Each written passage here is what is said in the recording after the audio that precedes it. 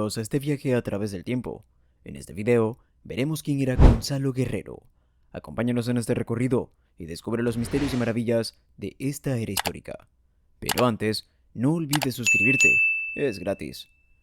Gonzalo Guerrero fue un marino español y uno de los primeros europeos en asentarse en el seno de una cultura indígena.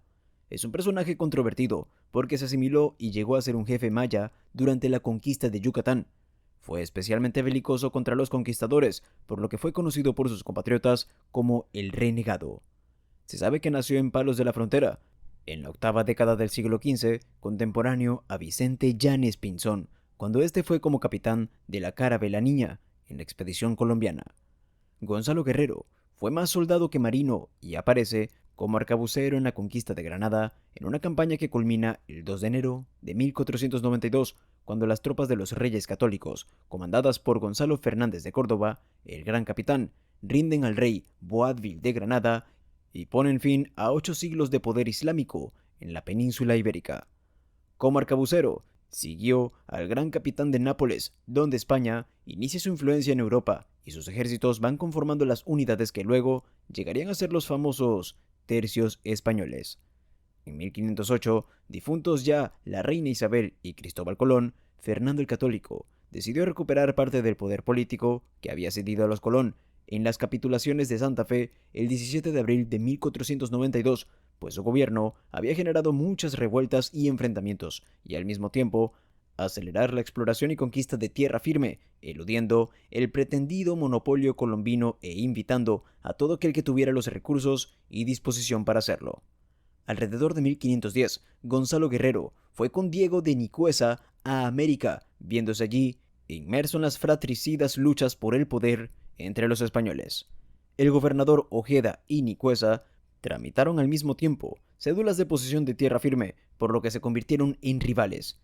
Se disputaban los límites de sus pretendidos feudos y, por sobre todo, las fértiles tierras que rodeaban el Golfo de Urabá. Mientras enviaban al rey cartas repletas de promesas de nuevas tierras y de peticiones de nombramientos regios para gobernarlas, ambos proseguían frenéticos con sus exploraciones, ya que los nativos de la región morían en las plantaciones de caña y había que sustituirlos por nuevos esclavos. En contra de las leyes españolas, se realizaron crímenes y abusos contra los nativos y luchas internas entre las autoridades locales españolas. Más tarde, el alcalde mayor de Nueva Andalucía, Martín Fernández de Enciso, junto a Núñez de Balboa, tuvieron que salir a socorrer al gobernador Alonso de Ojeda.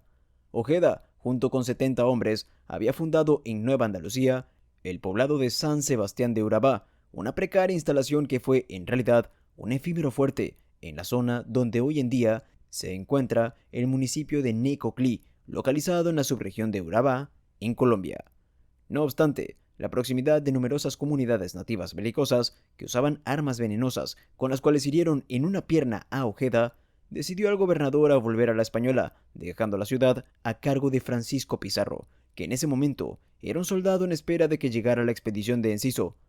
Vasco Núñez de Balboa descubrió el Mar del Sur, comprobando que había otro océano al otro lado de América, y por lo tanto, la idea de Cristóbal Colón de llegar a Oriente navegando hacia Occidente era factible. Núñez de Balboa funda Santa María de la Antigua del Darién en septiembre de 1510, de la que se proclamó alcalde y repartió los cargos del cabildo entre sus hombres, entre ellos a su capitán, Juan de Valdivia, al que hizo regidor. Solo necesitaba que las autoridades españolas legitimaran sus conquistas militares, para lo cual se enviaban regalos de la manera más cuantiosa posible de las riquezas de la zona que se proyectaba gobernar.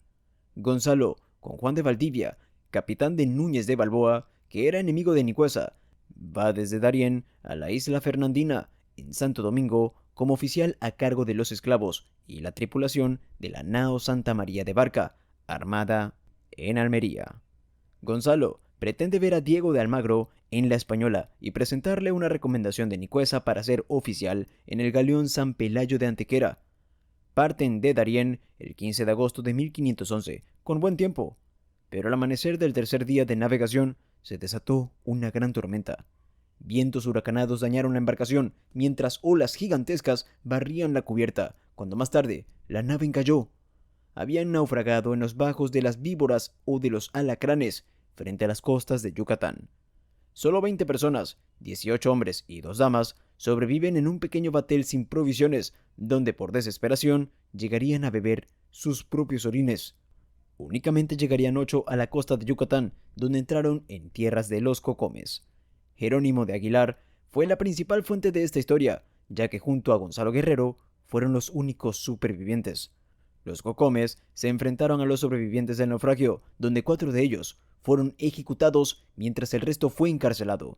Llegan a la tierra del grupo Tutul-Siues, enemigos de los Cocomes, en la ciudad-estado de Maní, donde el cacique Taxmar de los Cocomes los entregaría como esclavos a Teohom, el chamán de los Tutul-Siues, pero la mitad murió por extenuación, sobreviviendo únicamente Gonzalo y Jerónimo. Con los Tutul-Siues se dedicaron básicamente a trabajo forzoso, como transportar a cuestas la leña, el agua y el pescado para la tribu. Jerónimo de Aguilar mantuvo su conservadurismo, mientras Gonzalo Guerrero se enamoró de la cultura maya y de su pueblo, decidiendo ayudarles toda su vida. Taxmar se enteraría de los duros trabajos que realizaban sus esclavos y que los 2 únicos supervivientes estarían al borde de la muerte, así que los reclamó para sí. En esa decisión, se tomó en cuenta que los 2 españoles habían participado en algunos enfrentamientos con los enemigos del grupo maya, en los cuales habían destacado por sus habilidades militares. Es por esto que Taxmar consideró tomarlos como consejeros de guerra.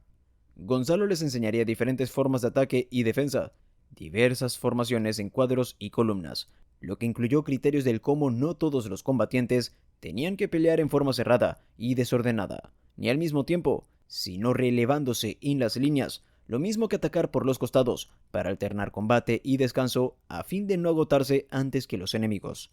Además, formaría una falange macedonia para derrotar a los Tutul-Siues, con lo que alcanzó un gran prestigio. Taxmar regalaría a Guerrero al sabio jefe Na Chan Can, cacique de los Cheles, en la ciudad de Ichpaatún, al norte de la bahía de Chetumal, quien a su vez lo regala a Sunacom o jefe de guerreros, Balam. Balam trataba con mucho cuidado a Guerrero, hasta que un día, al atravesar un río, Balam fue atacado por un caimán y Gonzalo Guerrero salva la vida de su amo, quien por este hecho le otorga la libertad. Como guerrero y hombre libre del grupo maya, participa con gran éxito en varias expediciones guerreras. Se transculturiza, dejándose hacer mutilaciones y tatuajes rituales que eran propios a su rango. Sus victorias se suceden y ascienden hasta Nacom, al casarse con la princesa Sasilha, hija del cacique Na Chan Can. Si te está gustando el video, no olvides darle like y suscribirte. Consciente que a sus propios hijos les aplanen la frente con una tablilla, también sufre los rituales de mutilación, por los cuales los guerreros demuestran su desprecio al dolor y a la muerte. Su asimilación e integración en el pueblo que lo había adoptado fue tan grande que se dice que permitió que su primogénita Ixmo fuera sacrificada en Chichén Itzá para acabar con una plaga de langostas. En 1519, una expedición de Hernán Cortés desembarca en la isla de Cozumel y ahí se entera de que 2 españoles vivían en esa ínsula. Los españoles enviaron mensajeros para ofrecer rescatarlos. Cortés necesitaba de intérpretes que hablasen los idiomas de la región, por lo tanto, decidió contactar con ellos enviándoles misivas, en las que les exhortaba a unirse a su expedición y les marcaba el punto de encuentro. Aguilar aceptó, en tanto que Gonzalo Guerrero prefirió permanecer junto a los mayas. Andrés de Tapia fue el primer español que reconoció en Cozumel a Jerónimo de Aguilar, el náufrago de la flota de Nicuesa, que habría de servirles como intérprete de la lengua maya. Cortés lo mandaría junto con otros 2 soldados a recibir unas canoas con nativos, entre los cuales estaba Gonzalo Guerrero.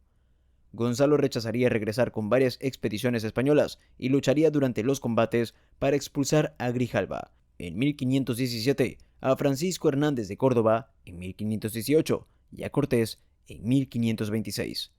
Durante los años siguientes, los españoles estimaron que Guerrero se dedicó a entrenar a los mayas para defender su territorio, pues cuando Francisco de Montejo, en mayo de 1527, cruza el Atlántico con 380 soldados en 4 navíos, encontró serias dificultades para conquistar Yucatán. Gonzalo Guerrero también combatería a los conquistadores Montejo, padre e hijo, y a su capitán Dávila. Guerrero instruyó a sus guerreros sobre cómo enfrentar a los extranjeros, aconsejando siempre no dar tregua ni fiarse de los blancos, para intentar proteger su territorio, hoy Parque Natural de Champotón. En julio de 1531, el capitán Dávila partió con una fuerza hacia el sitio que hoy es Chetumal, donde se suponían que vivía Guerrero y existían minas de oro. Sin embargo, encontró un lugar en abandono y pese a que más adelante toma a algunos mayas prisioneros, lo engañarán diciéndole que Gonzalo Guerrero había muerto de forma natural, por lo que Dávila remite inmediatamente informes a Montejo Padre en Campeche sobre el supuesto fallecimiento. En realidad, Gonzalo muere en 1536 cuando se enfrentaba a las tropas del capitán Lorenzo de Godoy para ayudar con 50 canoas a Sicumba, cacique Tolupan del poblado de Ticamaya, Honduras, en el valle inferior del río Ulúa. Una flecha de ballesta se clavó justo en su ombligo y la atravesó hasta el costado, donde posteriormente fue herido de muerte por un disparo de arcabuz. Sus hombres le sacaron del campo de batalla y le escondieron detrás de unas palmeras. Gonzalo Guerrero pidió a sus más allegados que cuidaran de sus hijos y al resto de sus hombres, más de 1 millar, que siguieran combatiendo. Los indios tuvieron que replegarse y el cadáver de Guerrero quedó en campo enemigo. Se dice que algunos españoles afirmaron luego haberlo visto, tatuado y vestido como un indio, pero que todavía seguía barbado. Durante la noche, algunos de sus hombres rescataron su cuerpo y, como postrero homenaje, lo lanzaron al río Ulúa para que la corriente le llevara hasta el océano de donde vino. Gonzalo Guerrero fue durante siglos un personaje aborrecido por las autoridades españolas, especialmente por abandonar la fe católica. Los cronistas, informados por Jerónimo de Aguilar, lo presentan como un ser extraño e inquietante. Aguilar, probablemente subdiácono, describe en sus relatos una comparación de su proceder contrario al de Guerrero. Él afirma que se mantuvo casto, fiel a su rey y a su Dios. En cambio, argumenta que Gonzalo Guerrero había caído en la tentación de tomar mujer, formar una familia y mezclar su sangre con las de sus captores. Fue eso lo que, según Aguilar, le perdió, llevándole poco a poco a abrazar la cultura y los dioses de su nueva familia. Si te gustó este video, no olvides suscribirte y activar las notificaciones para ver más contenido como este.